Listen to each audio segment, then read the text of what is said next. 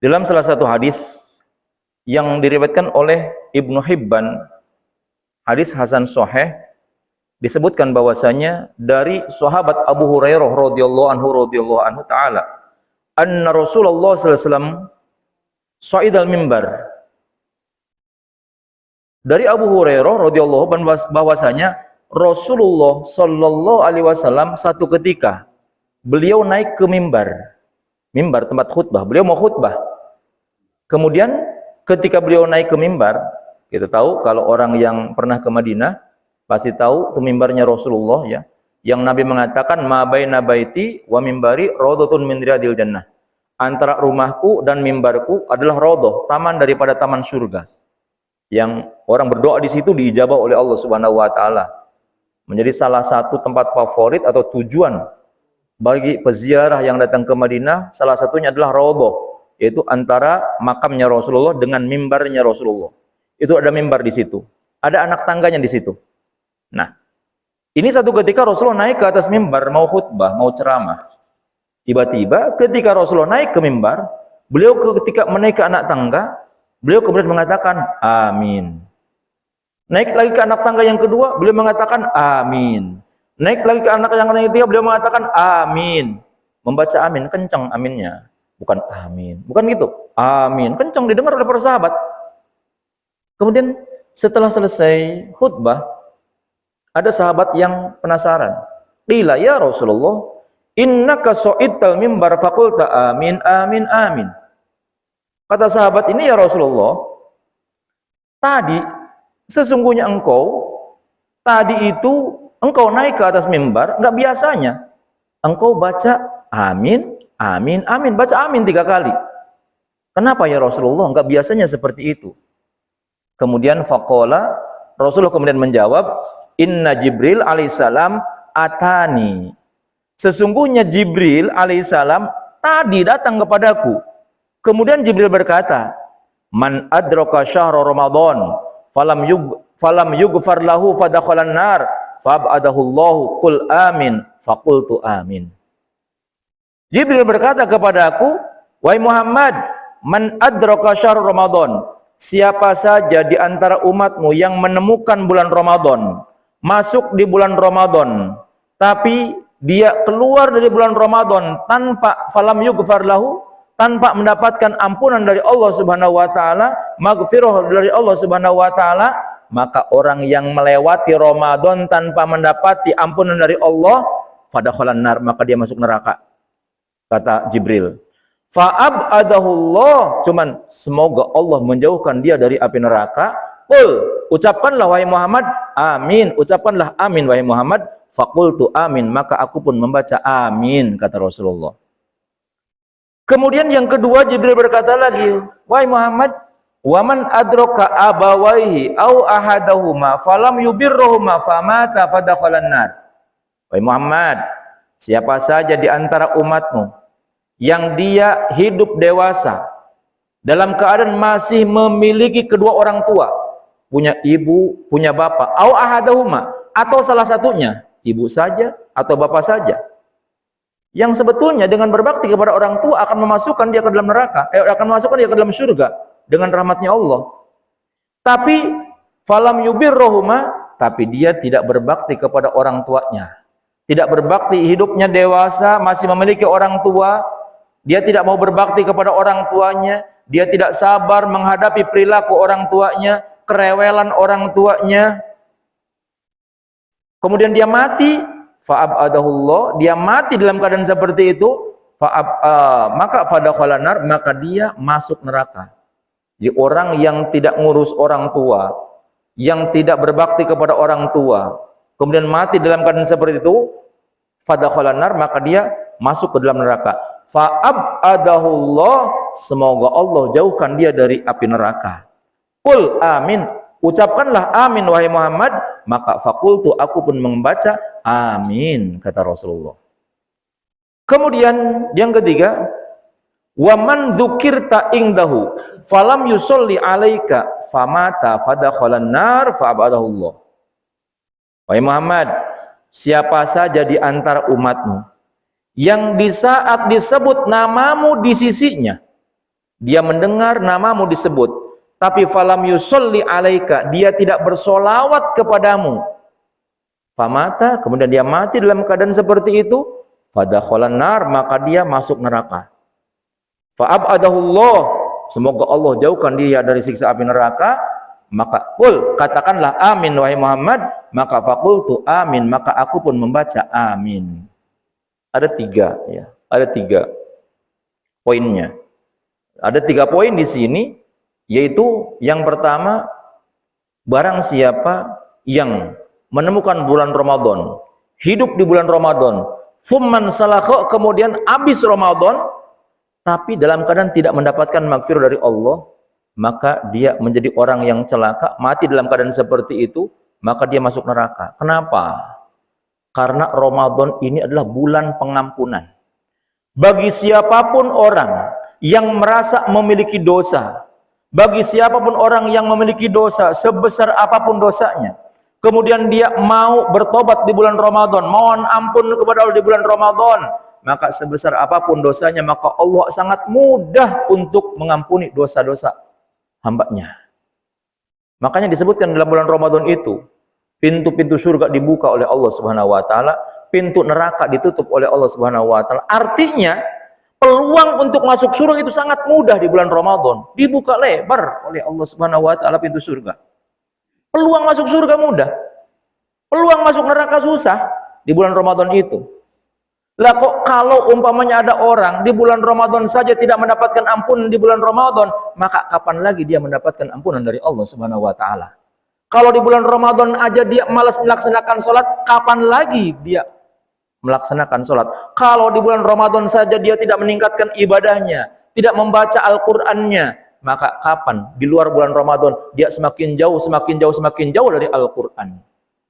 Kalau di bulan Ramadan dia kurang zikir, kurang berdoa, maka di luar Ramadan dia akan semakin jauh dari zikrullah, jauh dari berdoa kepada Allah Subhanahu wa taala. Kalau di Ramadan saja orang ini menjadi koret, pelit, maka di luar Ramadan dia akan semakin koret lagi, semakin pelit lagi. Makanya siapapun orang yang masuk bulan Ramadan, cukup ibadah di bulan Ramadan, cukup berhenti maksiat di bulan Ramadan, maka pasti akan mendapatkan maghfirah dari Allah, maka pasti akan mendapatkan rahmat dari Allah, bahkan bonusnya akan mendapatkan itqun minan nar, pembebasan dari siksa api neraka dari Allah Subhanahu wa taala. Ini Ramadan. Karena apa? Karena kebaikan bagi orang-orang yang ahli ibadah di bulan Ramadan, absyir, kabar gembira bagi orang-orang yang ahli ibadah.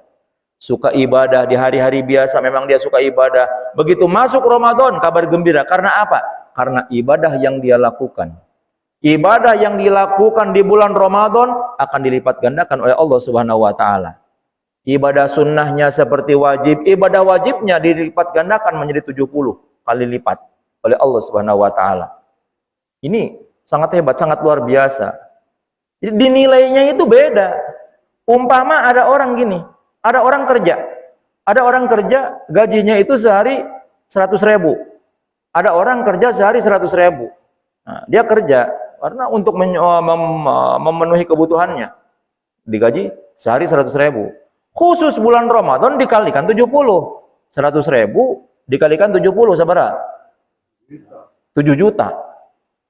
Khusus bulan Ramadan di gajinya itu kerjanya sama, tapi gajinya 7 juta. Satu item pekerjaan dia digaji 7 juta umpamanya. Maka demi Allah sayang untuk tidak diambil. Sayang. Makanya ini sangat luar biasa Ramadan itu. Dan dosa-dosa yang telah dilakukan, maka minta ampun kepada Allah di bulan Ramadan, maka akan diampuni oleh Allah Subhanahu wa taala. Makanya minta kita bulan Ramadan ini. Jangan sampai azam kita, jangan sampai Ramadan kali ini, semoga kita diberikan umur panjang oleh Allah Subhanahu wa taala bisa sampai ke bulan Ramadan. Azam sapu bersih. Azam di bulan Ramadan ini saya akan meningkatkan ibadah. Yang tadinya malas melaksanakan ibadah, saya akan tingkatkan ibadahnya. Yang tadinya suka melakukan maksiat, akan berhenti melakukan maksiat. Minta kepada Allah Subhanahu wa taala, ya Allah, berikan kami umur panjang ya Allah. Allahumma barik lana fi Rajab wa Sya'ban wa balighna Ramadan. Berikan keberkahan di bulan Rajab, di bulan Sya'ban, sampaikan kepada bulan Ramadan. Salimna ya Allah, selamatkan saya untuk bisa sampai ke Ramadan, dan Ramadan sampaikan kepada saya. Minta kepada Allah Subhanahu wa taala. Nah, makanya nanti di malam pertama bulan Ramadan kita membaca doanya, ada doanya. Nanti kita berdoa kepada Allah Subhanahu wa taala, kemudian kita dari sekarang persiapkan agar kita di bulan Ramadan ini kita jangan sampai tidak mendapatkan maghfirah atau ampunan dari Allah Subhanahu wa taala. Jangan sampai tidak mendapatkan ampunan dari Allah Subhanahu wa taala. Karena kesempatan besar itu mendapatkan ampunan itu di bulan Ramadan. Siapapun pendosa sekalipun di bulan Ramadan mempunyai peluang besar, kesempatan besar untuk mendapatkan ampunan dari Allah Subhanahu wa taala. Jangankan ahli ibadah, pendosa sekalipun, sebesar apapun dia punya dosa, asalkan datang kepada Allah, masuk bulan Ramadan, maka akan diampuni oleh Allah Subhanahu wa taala. Apalagi orang yang berbuat kebaikan.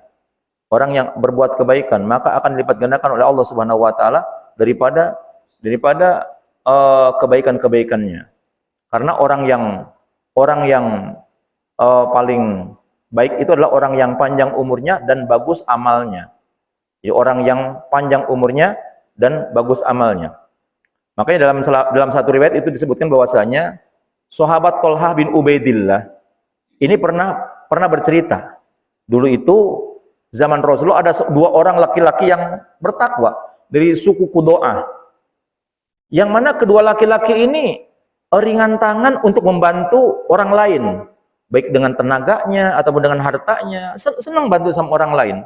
Nah, satu ketika mereka sangat gembira ada panggilan jihad. Jihad, Rasul memanggil kalian untuk berjihad muslimin.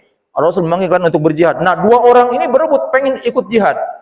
Dan mereka berharap mati syahid. Karena orang yang mati syahid dijamin masuk surga. Jadi kalau perang membela agama Allah itu, mau menang ataupun mati, itu untung dua nana. Menang, mendapatkan kemenangan, mendapatkan ghanimah, mendapatkan keuntungan yang banyak. Mati, surga langsung. Mati langsung surga. Tanpa hisab, orang yang mati syahid.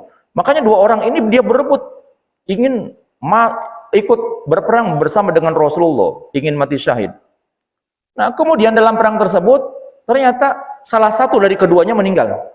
Dalam peperangan tersebut, salah satu dari keduanya meninggal dunia, mati syahid dia. Yang satunya itu hidup, selamat yang satunya itu. Dan yang satunya itu hidup sampai setahun ke depan, setelah setahun ke depan dia sakit, kemudian mati. Matinya bukan karena perang, tapi matinya karena sakit dia itu. Di setahun kemudian. Nah, satu malam, Thalhah bin Ubaidillah bermimpi. Bertemu dengan keduanya. Saat bertemu dengan keduanya, Thalhah berada di depan pintu surga bersama dua sahabatnya tadi. Tiba-tiba dari dalam surga terdengar suara yang memanggil, "Woi, orang yang meninggal karena sakit, masuklah engkau, silahkan masuk ke dalam surga." Ternyata orang yang meninggal karena sakit itu masuk ke dalam surga. Setelah itu baru terdengar lagi, setelah beberapa saat baru terdengar lagi, "Woi, orang yang sahabatnya yang mati syahid, masuklah ke dalam surga." Nah, sahabatnya yang mati syahid masuk ke dalam surga. Lalu kembali lagi terdengar lagi suara, "Woi Thalhah, kembalilah karena belum waktunya kamu masuk surga." Thalhah pun kemudian terbangun dari mimpinya. Besoknya Thalhah bercerita sama teman-temannya, sama sahabat-sahabat yang lain. Sahabat yang lain nggak percaya, teman-temannya nggak percaya. Nggak mungkin. Masa orang yang mati syahid belakangan daripada orang yang mati karena sakit. Kemudian akhirnya Thalhah penasaran. Dia tanya sama Rasulullah, bercerita kepada Rasulullah. Mendengar cerita Thalhah tersebut, Rasulullah kemudian membenarkannya. Iya, kata Rasulullah, iya betul. Itu orang yang mati karena sakit, dia masuk surga duluan daripada orang yang mati syahid. Kenapa? Jadi, mengapa temannya yang meninggal terakhir masuk surga lebih dahulu daripada temannya yang meninggal karena mati syahid? Rasul kemudian berkata, bukankah temannya itu masih hidup setahun setelah kematiannya? Jadi, dua teman ini, yang satu mati syahid di medan pertempuran. Yang satunya lagi masih setahun lagi hidup, masih hidup 1 tahun lagi. Nah, kata Rasulullah, bukankah yang mati karena sakit itu dia ada jarak 1 tahun ke depan? 1 tahun ke depan dia masih hidup. Betul. Nah, Kemudian kata Rasulullah, dan bukankah ia masih mendapati bulan Ramadan? Dia sholat di bulan Ramadan, dia mendapati Ramadan, dia puasa di bulan Ramadan, dia tadarus di bulan Ramadan, dia berdoa di bulan Ramadan. Makanya dengan dia diberi umur panjang, kemudian melakukan kebaikan itu, dan mendapati bulan Ramadan, bahkan mendapatkan Lailatul Qadar, maka itu lebih utama daripada orang yang mati syahid. Karena dia masih bisa beramal 1 tahun ke depan. Makanya Nabi mengatakan, sebaik-baik orang itu adalah orang yang panjang umurnya dan bagus amalnya. Seburuk-buruk orang adalah orang yang panjang umurnya, buruk amalnya. Nah, itu jangan sampai seperti itu. Panjang umur, buruk amalnya. Jadi jangan bangga dulu panjang umur. Nah, makanya kita, ini Ramadan luar biasa. Ramadan kita nggak bisa jihad ke Palestina, nggak bisa, gitu. Mati syahid dengan secara langsung di medan pertempuran nggak bisa. Tapi kita bisa mengambil kemuliaan melalui bulan Ramadan ini. Cuman hati-hati, jangan sampai kita terlena. Karena apa? Karena banyak orang yang masuk ke bulan Ramadan, tapi mereka tidak mendapatkan ampunan dari Allah. Karena apa? Tidak punya persiapan. Ada sesuatu yang menghalangi dari dia mendapatkan ampunan dari Allah Subhanahu wa taala. Apa sesuatu yang menghalangi? Makanya gini, sebelum masuk Ramadan, siapkan dulu kita untuk mendapatkan kemuliaan di bulan Ramadan. Jangan sampai kita tidak mendapatkan maghfirah di bulan Ramadan. Persiapannya apa? Persiapan lahir dulu, dohir. Persiapan dohir. Apa dohirnya? Kita siapkan baju. Bajunya kita siapkan. Kemudian pokoknya kita siapkan, sarungnya kita siapkan. Kalau ibu-ibu mau kenanya siapkan. Beli yang baru. Untuk apa? Untuk taraweh. Karena man qoma Ramadan, barang siapa yang qiyamul Ramadan, taraweh setiap malam di bulan Ramadan, karena keimanan dan ingin mendapatkan pahala dari Allah, Allah ampunkan dosa-dosanya. Makanya siapkan pakaian untuk taraweh. Bersihkan masjidnya. Jadi kita beli pakaian baru itu untuk taraweh. Beli pakaian baru dari sekarang. Beli mukena baru dari sekarang, beli sarung baru dari sekarang, beli baju baru dari sekarang. Untuk apa? Untuk taraweh. Lain jang bada. Untuk taraweh. Pada masih lama, duka anjok, duka ente. Gitu. Oh, dan yang penting untuk taraweh. Yang penting taraweh. Beli gamis untuk taraweh. Persiapkan untuk taraweh. Karena ketika kita ibadah, bajunya baru, sarungnya baru, kokoknya baru, itunya baru, itu ada nilai semangat. Dan Allah senang. Kalau ada orang yang sholat, ibadah, kemudian menggunakan pakaian yang bagus, itu Allah senang. Dan akan bertambah pahalanya. Bersihkan ininya, masjidnya, bersihkan. Makanya ada gerakan untuk membersihkan masjid. Dan insya Allah orang yang punya giro, mempunyai semangat untuk membersihkan masjid, untuk persiapan Ramadan, itu oleh Allah akan ditambahkan hidayahnya untuk bisa memasuki Ramadan dengan hati yang sudah betul-betul siap. Kemudian persiapan yang kedua, persiapan batin. Persiapan batin, ini yang paling utama. Persiapan batin. Persiapan batin, jaga diri kita dari hal yang bisa menghalangi datangnya maghfirah Allah Subhanahu wa taala. Apa yang bisa menghalangi datangnya maghfirah Allah? Yang bisa menghalangi datangnya maghfirah dari Allah Subhanahu wa taala adalah kebencian kepada orang lain. Makanya di dalam kemarin itu nisfu Sa'ban itu Allah mengampuni dosa hamba-hambanya kecuali orang yang musyrik dan orang yang menyimpan kebencian kepada orang lain. Kita pernah disakiti sama orang lain, kita pernah didolimi sama orang lain, kita pernah dikecewakan sama orang lain, nyeri hati, sakit hati umpamanya. Buang tuh sifat sakit hati dalam diri kita. Karena itu yang akan menghalangi turunnya maghfirah dari Allah Subhanahu wa taala. Syahna, dendam, ada kebencian kepada orang lain, hilangkan. Nah, ini berat gitu. Ini berat kecuali bagi orang-orang yang mendapatkan pertolongan dari Allah Subhanahu wa taala. Siapapun pernah punya masalah dengan orang lain, tapi menjelang Ramadan ini buang. Itu permasalahan. Teresep saya makasih eta, hewa saya makasih eta, nyeri hati umpamanya. Maafkan kesalahan orang lain, Jadi maafkan kesalahan orang lain, bahkan memaafkan orang lain sebelum mereka minta maaf. Tadi Pak Dadang minta maaf, Memeh pada yang minta maaf, kita udah maafkan. Maafkan. Dan itu kesempatan yang paling utama. Memaafkan kesalahan orang lain sebelum meminta maaf, dengan setelah meminta maaf, itu beda. Hilangkan kebencian.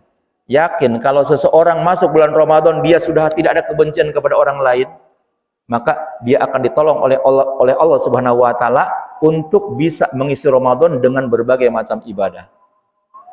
Itu yang paling utama. Makanya dulu itu, kalau dulu ada tradisi sebelum menjelang Ramadan itu, orang-orang pada masak, saling berkirim masakan yang enak, dikirim kepada orang lain, untuk apa? Untuk menjalin silaturahmi, supaya ada saling sayang menyayangi, saling mencintai, saling respek antara satu dengan yang lain, supaya tidak ada kebencian antara satu dengan yang lain. Makanya nanti silahkan kirim, umpamanya bikin sampo goreng gitu, bisa kirim gitu ya, siap, ada deh sampo goreng ataupun naon gitu empuk ataupun kirim, silahkan gitu, supaya terjalin mahabbah antara satu dengan yang lain, dan Allah hilangkan perasaan kebencian di hati kita antara sesama kita. Wallahu a'lam bishawab. Semoga Allah Subhanahu wa taala memberikan taufik hidayah kepada kita, Allah berikan panjang umur kepada kita dalam keadaan sehat, dan bisa melaksanakan mengisi Ramadan dengan berbagai macam amal soleh, dan kita dicatat sebagai orang-orang yang bertakwa kepada Allah Subhanahu wa taala. Aku qouli hadza, subhanakallahumma bihamdika asyhadu an la ilaha illa anta, astaghfiruka wa atubu ilaik. Wassalamualaikum warahmatullahi wabarakatuh.